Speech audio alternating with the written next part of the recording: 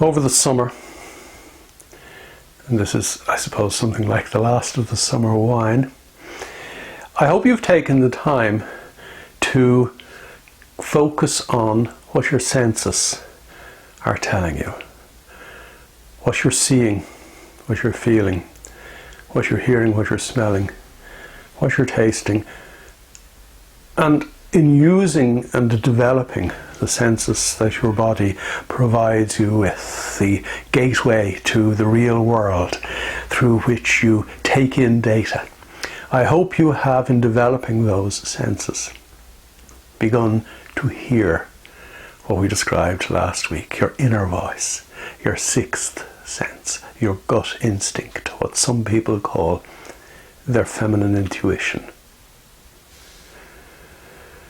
We live in a world bombarded by data.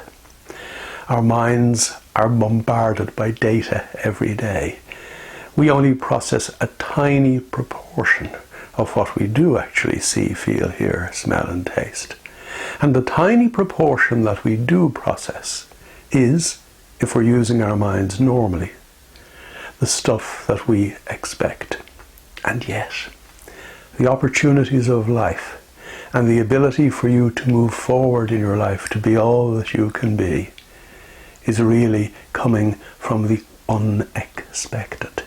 Because who you really are, and a realization and awareness that you are beginning to understand who you really are, is totally unexpected from the perspective of the normal thinking mind. This means we really need to double down on our mental training. We really need to develop, to fine-tune our ability to, for example, listen and hear when it doesn't matter. In other words, during morning meditation. So that we listen and hear what's really going on when it does matter.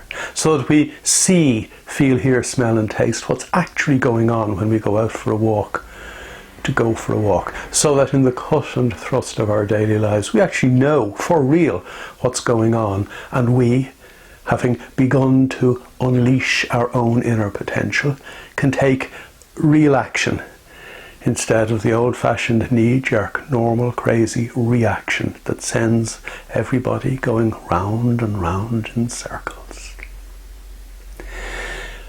I hope you are beginning to hear your inner voice.